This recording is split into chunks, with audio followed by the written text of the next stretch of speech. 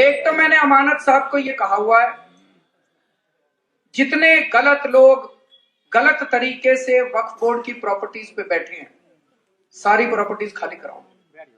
चाहे कोई कितना भी शक्तिशाली हो, कोर्ट में जाना पड़े, बड़े से बड़ा वकील रखेंगे, वकील की जो भी फीस होगी फीस देंगे, लेकिन सारी प्रॉपर्टीज खाली कराओ। इन प्रॉपर्टीज को बंबई के अंदर इस देश का जो सबसे अमीर आदमी है, बताते हैं उसका घर वक्फ बोर्ड की प्रॉपर्टी पे बना हुआ है। गलत तो नहीं करा? वहां की सरकार की हिम्मत नहीं है जो उसको कुछ कर दे। हमारी सरकार अगर वहां होती उसकी प्रॉपर्टी तोड़वा देती। कुरान केवल मुसलमानों के लिए पाक नहीं है, वो हिंदुओं के लिए भी पाक है।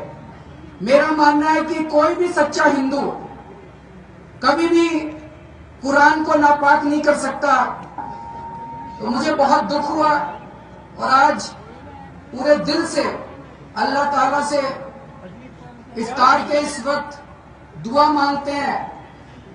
दोस्तों, केजरीवाल कह रहा है कि जो मुंबई में मुकेश अंबानी जी का घर है वो वक्फ बोर्ड का है, वक्फ बोर्ड का है। यदि हमारी सरकार बनता तो हम मुकेश अंबानी का घर तोड़वा देते। इतना ही नहीं, केजरीवाल ये भी कह रहा है कि आने वाले समय में वक्फ बोर्ड के पास इतना पैसा होगा कि कोई सोच भी नहीं सकता। और अमानतुल्लाह खान सरकार बनती ही 2-3 महीने में वक्फ बोर्ड की प्रॉपर्टी तिगुना से चौगुना कर दिया है। वो कैसे कर रहा है ये लोग जाने। और आप दिल्ली वाले सोचो समझो इसकी साजिश की कौन सा जमीन ये वक्फ बोर्ड को दे रहा है। इससे पहले आप इसकी पूरा स्पीच सुनिए, कैसे दिल्ली को बर्बाद करने पे तुले हिंदुओं का जमीन, सरकारी जमीन वक्फ बोर्ड को दे रहा है, ताकि ये वक्फ बोर्ड दिल्ली में दिल्ली दंगा पार्ट 2, पार्ट 3 और जितने भी पार्ट बना सके। ये जानबूझकर इसीलिए ये वक्फ बोर्ड को दे रहे हैं। दिल्ली वाले सोए हुए हो क्या? तुम्हारी जमीन कैसे इन वक्फ बोर्ड के नाम से मुस्लिमों को दे रहे हैं। कि पहले वक्फ बोर्ड की क्या हालत थी और आम आदमी पार्टी की सरकार बनने के बाद वक्फ बोर्ड कितनी तेजी से काम कर रहा है, आप सब लोगों के सामने है। तो जैसे ही हमारी सरकार बनी, अमानतुल्लाह साहब को हम लोगों ने वक्फ बोर्ड का चेयरमैन बनाया और इन्होंने जो काम करके दिखाया, एकदम से वक्फ बोर्ड की इनकम दुगनी तिगुनी इन्होंने करके दिखा दी महीने 2 महीने के अंदर। और जिस तरह से इन्होंने गरीब बच्चों को स्कॉलरशिप देनी चालू कर दी, बेवाओं को इन्होंने पेंशन देनी चालू कर दी, गरीबों के लिए जिस तरह से इन्होंने काम करना चालू किया, उसने मेरा वक्फ बोर्ड पे और अमानतुल्लाह पे जो विश्वास था, भरोसा था, वो और दुगना चौगुना कर दिया। तब मैंने इनको कहा, मैंने कहा कि कोई भी जरूरत पड़े आपको, तन मन धन से केजरीवाल भी और दिल्ली सरकार भी पूरी तरह से वक्फ बोर्ड के साथ है। जो से सारी प्रॉपर्टीज की लिस्ट मंगवाई जो वक्फ बोर्ड की प्रॉपर्टीज है। आपको जान के ताज्जुब होगा कि कितनी बड़ी लिस्ट है वक्फ बोर्ड की, कितनी प्रॉपर्टीज है। वक्फ बोर्ड की प्रॉपर्टी किस लिए होती है? वक्फ बोर्ड की प्रॉपर्टी इसलिए होती है कि उस प्रॉपर्टी का इस्तेमाल करके पूरे मुसलमान समाज का, यतीमों का, बंबई के अंदर इस देश का जो सबसे अमीर आदमी है, बताते हैं उसका घर वक्फ बोर्ड की प्रॉपर्टी पे बना हुआ है। गलत तो नहीं कह रहा?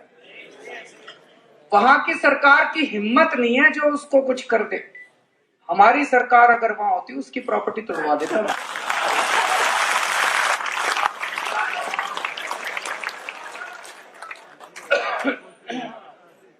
तो एक तो मैंने अमानत साहब को ये कहा हुआ है, जितने गलत लोग गलत तरीके से वक्फ बोर्ड की प्रॉपर्टीज पे बैठे हैं, सारी प्रॉपर्टीज खाली कराओ।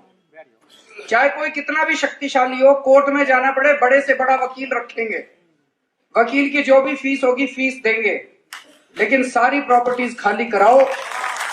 इन प्रॉपर्टीज को हम आपके लिए इस्तेमाल करेंगे, वक्फ बोर्ड आपके लिए इस्तेमाल करेगा, गरीबों के लिए इस्तेमाल करेगा। दिल्ली वालों, यदि आप लोग अब भी नहीं समझे तो आने वाला समय आप लोगों के लिए बिल्कुल भी सही नहीं होगा, क्योंकि ये केजरीवाल मुकेश अंबानी के घर को भी तोड़वाने की धमकी दे रहे हैं और ये तक बोल रहे हैं जो भी हिंदू वक्फ बोर्ड की संपत्ति पर अपना दुकान डेरा डाले हुए हैं उनके लिए हम कोर्ट जाएंगे, कोर्ट का जो भी खर्चा होगा, जो भी वकील लगेंगे हम देंगे, हम अपने पैसे से देंगे।